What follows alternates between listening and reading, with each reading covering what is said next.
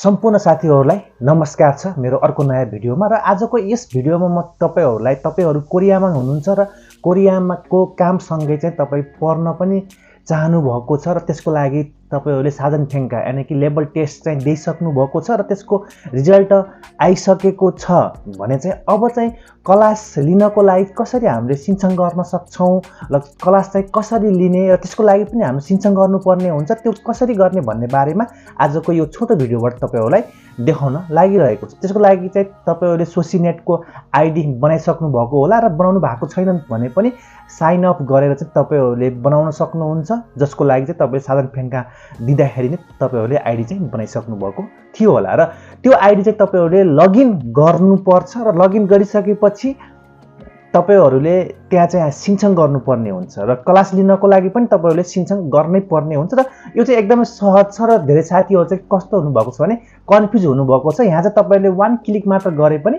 तपाईहरुले चाहिँ यहाँ क्लास चाहिँ लिन सिन्चन गर्न सक्नुहुनेछ र यो चाहिँ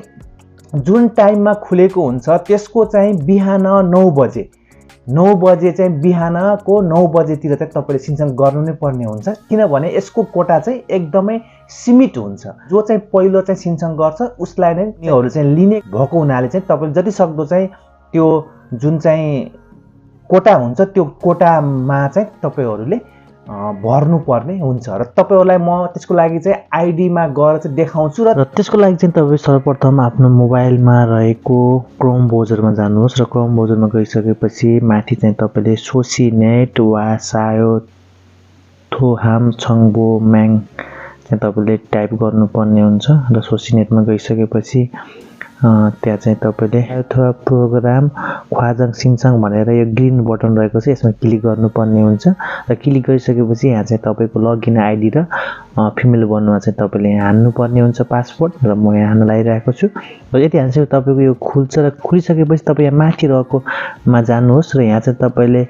माई पेजी भनेको देखिराख्नु भएको छ, यसमा चाहिँ क्लिक गर्नुहोस् र यहाँ क्लिक गरिसकेपछि तपाईले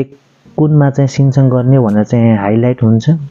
यहाँ जस्तै अहिले चाहिँ सामदानगेको लागि छुङ्गुप इलको लागि चाहिँ सिन्चन गर्ने हो र त्यसको लागि तपाईले यहाँनिर देखिराख्नु भएको छ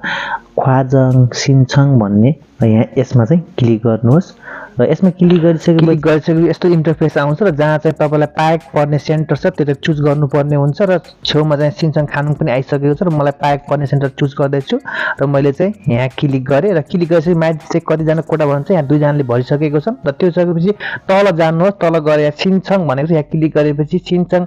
हासिकेसुनिका भनेको छ, ओके गर्नुस्। ओके गरिसकेपछि यहाँ चाहिँ फेरि ओके गर्नुस् र यहाँ चाहिँ सिन्चङ भइसकेको छ र हाइलाइट पनि आइसकेको छ र छेउमा चाहिँ सिन्चङ लेखेको हुन्छ। र आजको यो भिडियो तपाईलाई कस्तो लाग्यो र आगामी दिनहरुमा यस्तै नयाँ भिडियोको लागि हाम्रो यस च्यानललाई सब्स्क्राइब गर्न नबिर्सिनु होला भन्दै आजको यस भिडियोबाट म बिदा चाहन्छु। होस् त नमस्कार, तपाईको दिन शुभ रहोस्। जय नेपाल।